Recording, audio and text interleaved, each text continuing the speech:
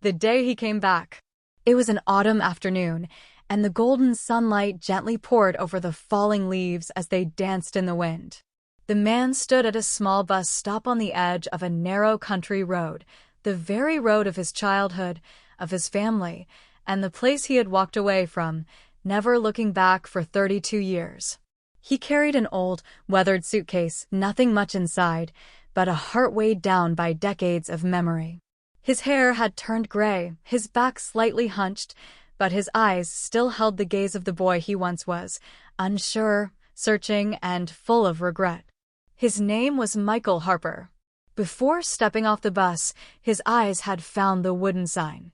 "Welcome to Ashton Village," a quiet town tucked between two hills, home to a little white house with a red-tiled roof, a place he once called home. He stood still for a moment, as if trying to breathe in the scent of the land, then slowly began walking. Each step stirred up another memory: laughter, arguments, the slamming of doors, and the last time he heard his father call his name. "Michael, if you walk out that door, don't ever come back." And he didn't. Until today. This afternoon, Michael wasn't quite sure what brought him back. Perhaps it was the letter from an old friend saying his father's health had declined. Perhaps it was the weight of loneliness after years of rising and falling, building and losing, living alone in a tiny apartment in New Jersey. Every step along the dirt path reminded him that age isn't just wrinkles, it's the quiet ache of wounds left open for too long. Scene shift. Flashback to 1992. Summer of 1992. The Harper family house was freshly painted by Charles Harper's own hands. A stern, traditional man, Charles had always meant well but never knew how to show it. Michael, then 19, was full of dreams and rebellion. He wanted to be an artist, to paint, sing, travel free. But his father wanted him to stay and run the family farm, passed down through 3 generations. "I wasn't born to plow dirt," Michael had yelled. "And I wasn't born to understand you," his father replied, voice cracking. The fight ended with a door slamming shut and hurried footsteps down the country road. No one knew then that it would be the last time they spoke for over 3 decades. 32 years of wandering. Michael didn't look back. The bus station was small, but the world beyond felt infinite. The farther he rode, the quieter his past became. At least, that's what he told himself. He was 19, armed with nothing but his sketch pad, a few clothes, and a heart burning with defiance. His first stop was Chicago. It wasn't planned. He simply got off the bus when he saw the skyline. The city was noisy and cold, but alive in a way Ashton never was. He worked at a diner washing dishes for $5 an hour and slept in a shared room with 3 other runaways. Some nights he sketched old men on benches, children chasing pigeons, women in long coats smoking in alleyways. Art was his only anchor. Over the years, Michael moved from job to job, city to city, never settling, never connecting. There was always an excuse not to call home. "I'll call after I find a stable job. I'll call after I make something of myself.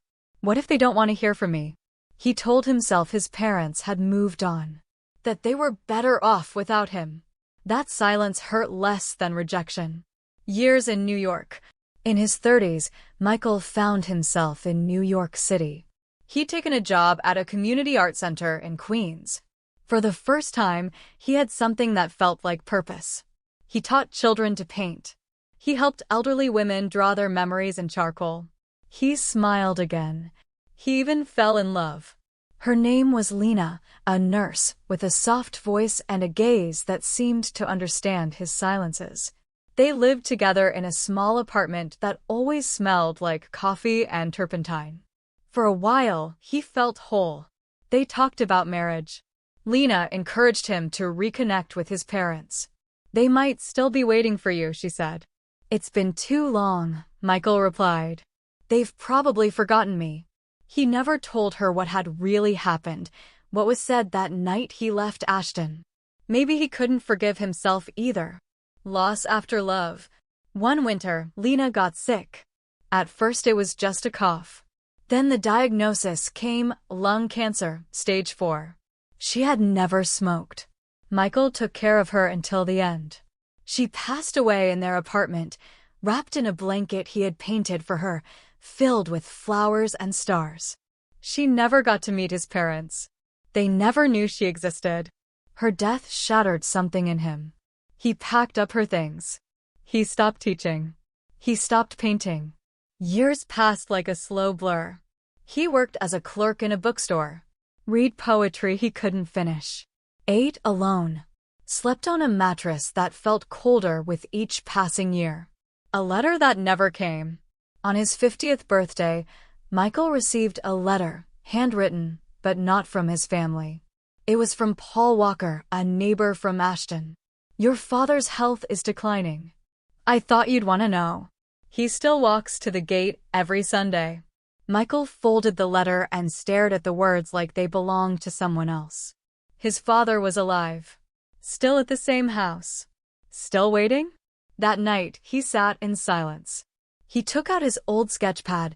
The last page held a drawing of his childhood porch, half finished. He packed a small bag, bought a ticket to Ashton, and boarded a bus. A life unlived. 32 years had passed. He had never married.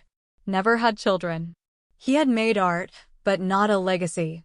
He had loved, but only once. He had lived, but never fully returned to where his soul had cracked. Now, standing once again on the road that bore witness to his escape, he wondered, can time truly heal if words are never said? The father sighed, years of silence and hope. Back in Ashton, life moved at its own rhythm, slow, steady, unchanging. The White House with the red roof never left. Nor did the man who had built it with his own 2 hands. Charles Harper had been a farmer all his life. A man of few words, calloused hands, and unshakable routines. Every morning, he rose at 5 a.m., made a pot of black coffee, and walked the fence line of the pasture, even long after the cows were sold and the soil was no longer tilled. But inside that routine, something had gone missing the moment Michael walked out. The first empty chair. The day after Michael left, Charles sat down for breakfast and noticed how quiet the room had become. His wife, Margaret, didn't speak. She just placed a plate of eggs on the table and walked away, wiping her eyes with the corner of her apron. Michael's chair was still pulled out, just slightly, the way he had left it. For the first few weeks, Charles kept waiting to hear the front door creak open. For months, he left the porch light on. For a year, he checked the mailbox every day, even on Sundays. But no letter ever came. The letters never sent. In the attic of that old house was a wooden drawer Charles rarely opened, except once a year on Michael's birthday. Inside were letters, all written in the same shaky, blocky handwriting. One for each year since Michael left. March 2nd, 1993. I still remember the way you used to run out to the barn barefoot in summer. I didn't mean to shout that night. I was scared. Scared you'd leave and not come back. I'm sorry I didn't know how to say it right. March 2nd, 2001. Your mother made your favorite, apple pie with cinnamon crust. She cried when she pulled it from the oven. Said she could smell you. I told her I could too. Maybe we're going crazy. Maybe we just miss you. March 2nd, 2010. I saw a young man in town today who looked like you. For a second, I thought, never mind. I hope you're happy wherever you are. But son, if you ever read this, please know I never stopped being your father. None of the letters were sent. He didn't know where to send them. Maybe a part of him was afraid Michael wouldn't write back. Sundays at the gate. There was one ritual Charles never missed. Every Sunday afternoon, he would walk out to the gate at the end of the gravel road. He'd lean against the fence post, sip his coffee from a metal thermos, and scan the horizon. His neighbors noticed, of course. Still waiting for Michael? One would ask. Just enjoying the air, Charles would reply. But Margaret knew. She always knew. On the porch, she would knit in silence, watching her husband from afar, one old man holding out for a boy who had once slammed a door and vanished. Health fades. By the time Charles turned 81, his body began to betray him. Arthritis in his hands. A small stroke that made speech harder. But he still insisted on walking slowly, painfully, to the gate. What if he comes home and I'm not there? He'd ask Margaret. She would just nod and help him into his coat. His words became fewer. His body thinner. But the porch light still flickered on every evening, and the Sunday gate ritual never stopped. Then one day a letter came. Not from Michael, but about him. Paul's letter. Margaret opened the envelope and read it aloud to Charles. Dear Mr. Harper, this is Paul Walker, your former neighbor. I recently ran into someone in New Jersey who knew your son. Michael is alive. He's working in a bookstore in Newark. I gave him your address. He didn't say much, but he listened. I thought you should know. Charles didn't say a word. He just looked out the window for a long time. The next morning, he stood at the gate 30 minutes earlier than usual. The return. First glimpse, first silence. The air was still when Michael reached the edge of the old gravel road leading to his childhood home. It looked smaller than he remembered, but time does that, shrinks memories until they barely fit the frame of the present. The red-roofed house stood unchanged, yet weary. The paint peeled on the shutters. The porch swing creaked in the breeze. Wind chimes hung by the window, just as his mother had always liked them. Michael took a deep breath and stepped onto the front path. Margaret at the window. Inside, Margaret Harper, now 78, sat in her usual armchair by the living room window, knitting a scarf that had no real purpose. Her fingers worked slowly now, but the rhythm gave her comfort. She happened to glance up and froze. There, through the glass, she saw a man she hadn't seen in 3 decades. Same walk, same shoulders, but older, hollowed by life. Charles, she called, her voice cracking. He's here. Charles, sitting silently at the kitchen table with a blanket on his lap, looked up. He didn't speak. He didn't move. But his eyes welled up. The door opens. Michael stood before the front door he had once slammed shut in defiance. Now his hand trembled before knocking. Before he could, the door creaked open. His mother stood there, smaller than he remembered, her white hair pinned back, her eyes wide with something between disbelief and heartbreak. Michael, she whispered. He nodded, unable to speak. She reached out, her hands shaking, and touched his face like she was checking if he was real. You came home, she said, and pulled him into her arms. You finally came home. Walking into the past. The house smelled the same, lemons, old wood, and something faintly floral. Every creak in the floorboard felt familiar. Michael took slow steps inside, his eyes sweeping over the photographs on the walls. There he was at age 6 with his first bike. At 12 with a trophy. At 18, standing next to his father, both looking stiff in a photo neither of them liked. Then, silence. In the far corner of the room, in a worn recliner, sat Charles Harper. He looked much smaller now. His frame had shrunk with time. His hands rested on his knees. His eyes, however, were unchanged, piercing, gray-blue, and fixed on his son. For a moment, neither man moved. Michael opened his mouth to speak, but no words came. Instead, he lowered his gaze.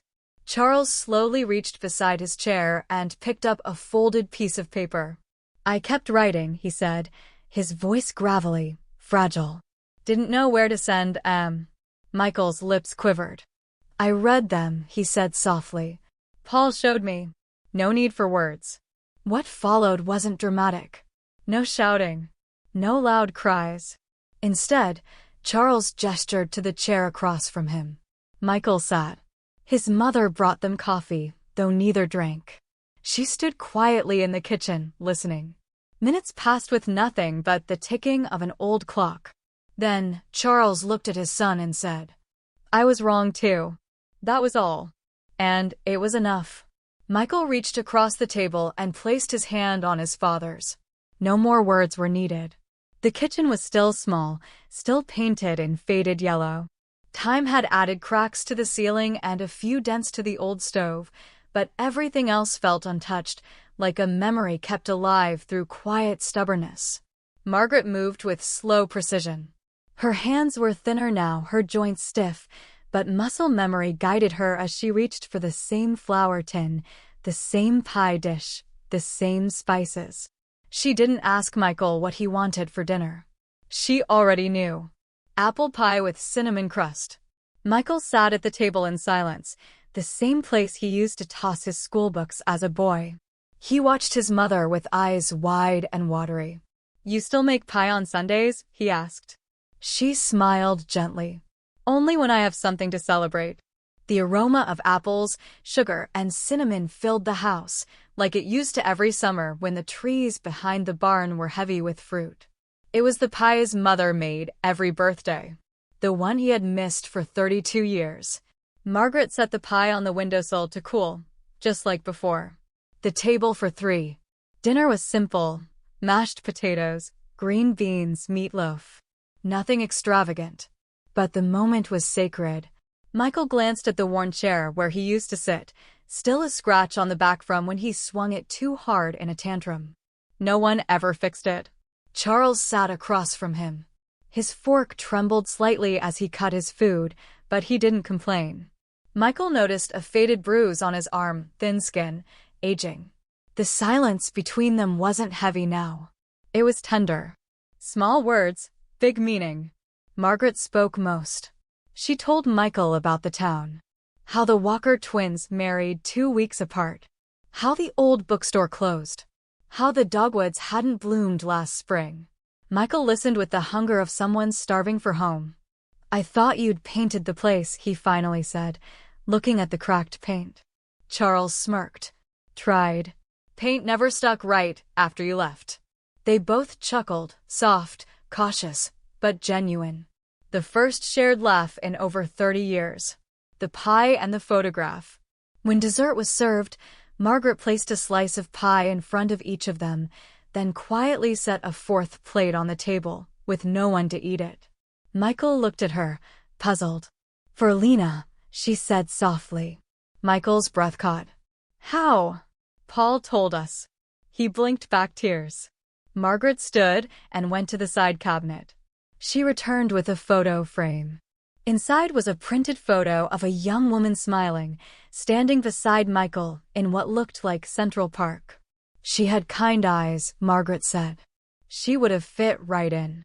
Michael couldn't speak. He reached for the slice of pie, took a bite, and closed his eyes. The flavor hadn't changed.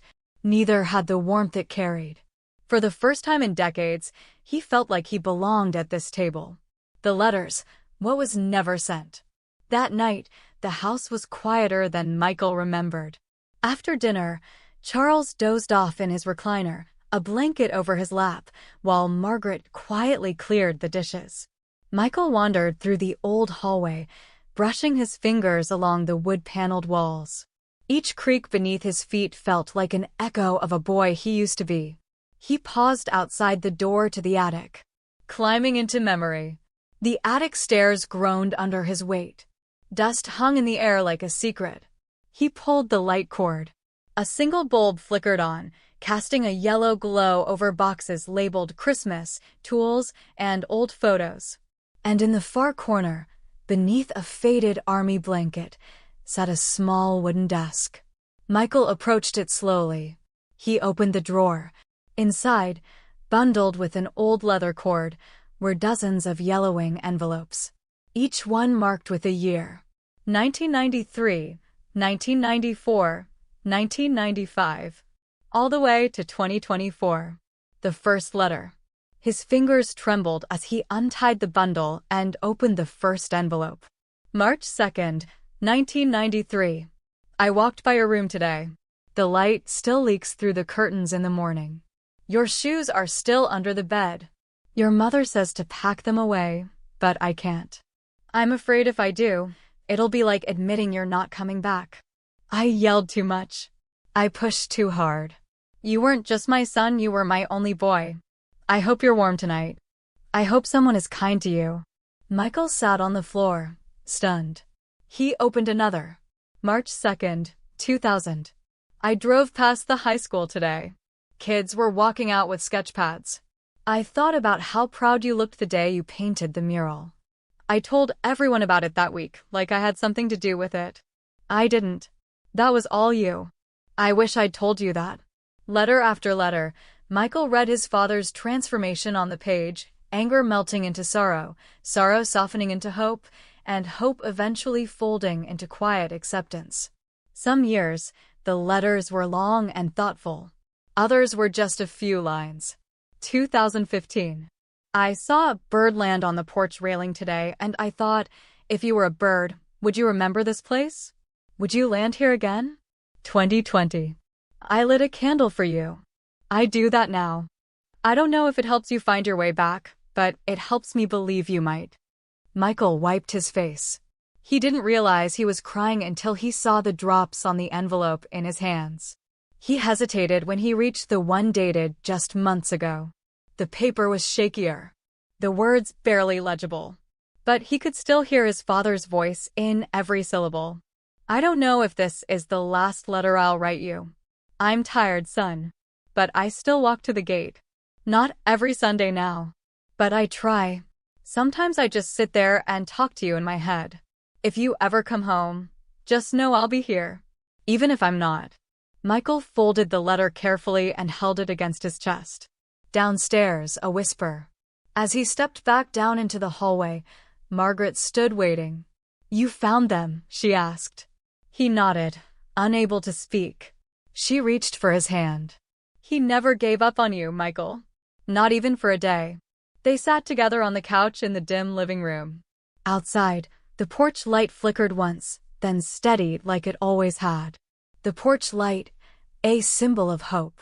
The next morning, the sky was overcast and the world felt still. Michael stepped out onto the porch, a cup of black coffee in hand, the same metal mug his father used to carry. He leaned against the railing, watching the gate at the end of the gravel path, the same one his father had walked to every Sunday. The porch light flickered above him, even in daylight.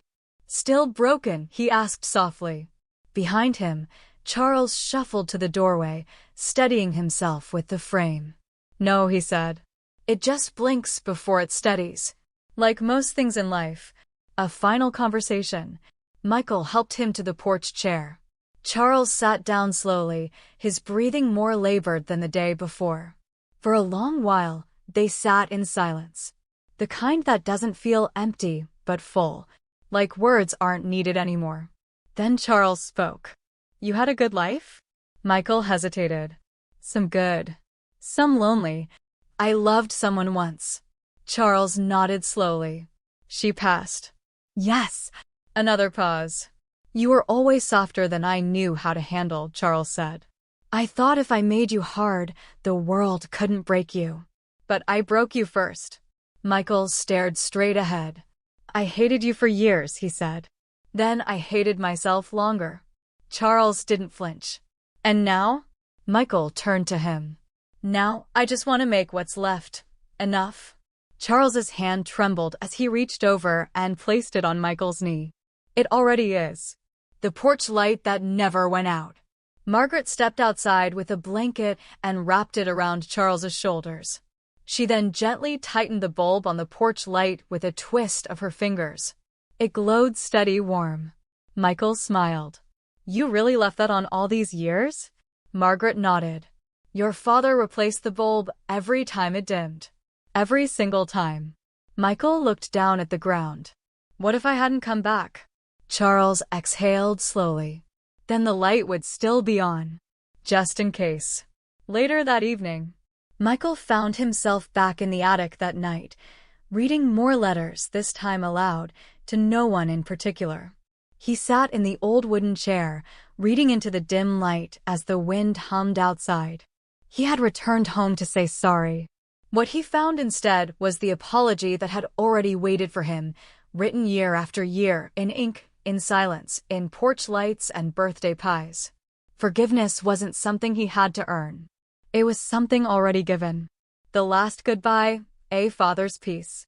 In the days that followed, The house settled into a rhythm it hadn't known in years. Michael stayed. He rose early to help his mother with chores. He made tea for his father. Sometimes, they sat together on the porch without a word. Other times, they shared short memories that floated like smoke, fragile, but still warm. But Charles was growing weaker. His steps grew shorter. His hands trembled more. There were days he barely spoke. Still, every Sunday, he asked for one thing. Take me to the gate. Sundays at the fence, one last time. On the final Sunday of September, Michael pushed Charles in a wheelchair down the gravel path. The air was cool. The sky cloudy, but kind. They reached the wooden gate, the one Charles had stood by every week, waiting.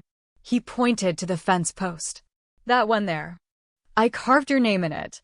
Michael leaned closer, brushing aside some moss. There it was. M.H., carved by hand, weathered but visible. Why'd you do that? Charles smiled faintly. So, even if you never came back, you'd still be part of this place. Michael placed his hand on the carving, his other gently resting on his father's shoulder. Neither spoke for a while. The final night. That evening, Charles went to bed early. Margaret tucked him in, kissed his forehead, then turned to Michael. He asked if you'd read to him tonight. Michael nodded. He sat by the bedside with one of the old letters, dated 1998. His father closed his eyes, breathing shallow but steady, as his son read aloud words that had once gone unread. I dreamed you came home. The gate was open, and you were taller. Older. But you smiled like you did when you were 5, running through the rain. That dream stayed with me all day. When Michael finished, Charles opened his eyes, barely. You did come home, he whispered. Yes, Michael said, his voice shaking. And I'm not leaving again. Charles gave a tiny nod. Good. You finally stopped running. And then, he closed his eyes again. At sunrise, Charles passed quietly before dawn, with the porch light still glowing. He left this world the same way he had waited, quietly, patiently, full of love that had no words, but every intention. When the sun rose over Ashton, its light touched the gate, the porch, and finally the carving in the wood, M.H. Funeral. The service was small. Neighbors came. The church bell rang once. Michael stood beside his mother, holding her hand as she placed Charles's favorite thermos at the foot of the casket. No grand speeches. Only a folded letter, Michael's own this time, tucked inside the pocket of his father's coat. The letter left behind, a son's response. After the funeral, the house felt impossibly still. No soft shuffle of slippers across the floor. No cough from the recliner. No slow, steady presence of a man who, for all his silence, had filled every corner with meaning. Michael wandered through the house, his hands in his pockets, unsure of what to do next. He found himself standing once again at the attic stairs. The final envelope. Inside the attic, among the now familiar pile of unsent letters, lay a single envelope newer than the rest. It was dated just a few weeks before Michael had returned home. And unlike the others, this one had something different written on the front. If he ever comes back, give this to him. His hands shook slightly as he opened it. Michael, I never knew how to say things right. But I learned how to listen after you left. I listened to the wind against your window, the quiet after dinner, the way your mother said your name when she thought I wasn't listening. I want you to know that every inch of this house still carries you. And I never stopped hoping you'd find your way home. If you're reading this, it means you did. And that's enough for me. I may not be here long after you return. But I want you to remember this. The door was never really shut. And the light was always for you. Love. Dad.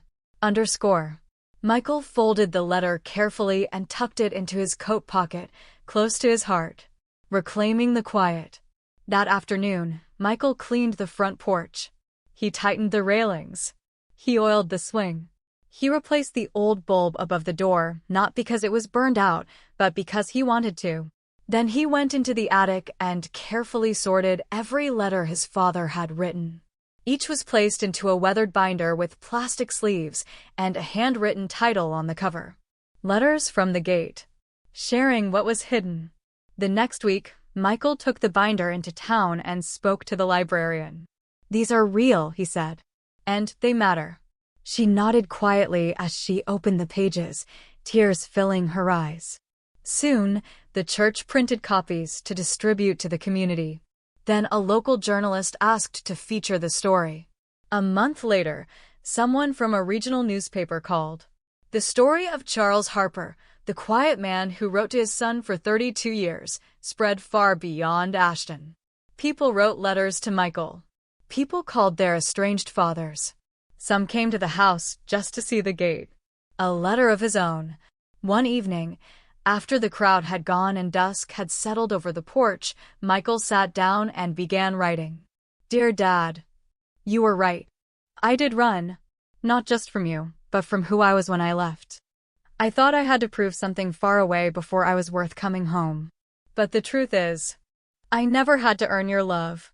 You were giving it the whole time. I'm going to stay. Keep the house. Keep the light on. And maybe one day, someone will come by and ask why it glows even in the day. And I'll say, because someone might still be trying to find their way home. _ The message for us all, don't wait 32 years. Time is a quiet thief. It takes without asking. It softens the sharp edges of our memories, but it also steals the chances we didn't take, the words we didn't say, and the people we thought would always wait. Michael learned this the slow, hard way. But he also learned something else. Sometimes, even after decades of silence, it's not too late. The porch light still glows. Michael stayed in Ashton. He took over the small house with the red roof and the creaky porch swing. Every Sunday, he walks to the gate, just like his father did. He doesn't wait for anyone specific, but rather for the memory of what it means to wait, to hope, and to forgive. The porch light stays on. Not out of habit, but out of intention. In case someone else out there needs a reminder. The door might still be open. The heart might still be listening. For the viewer. Maybe it's been 5 years. Maybe it's been 20. Maybe you walked out of someone's life, or someone walked out of yours. Maybe you're holding on to a hurt that was never meant to last this long. Or maybe you've been waiting to hear, "I'm sorry." And they never said it. But here's the truth. Forgiveness isn't just for the one who hurt you. It's for the one who's ready to stop hurting. A challenge from Michael and from us. If this story moved you, let it move you to act. Write a letter you never sent. Make the call. Walk back through the door before time closes it for good. Don't wait 32 years. Final line. Michael now says this to every guest who visits the Harper house. If you're wondering whether it's too late, just look at that light. It's still on. And maybe, someone's still waiting.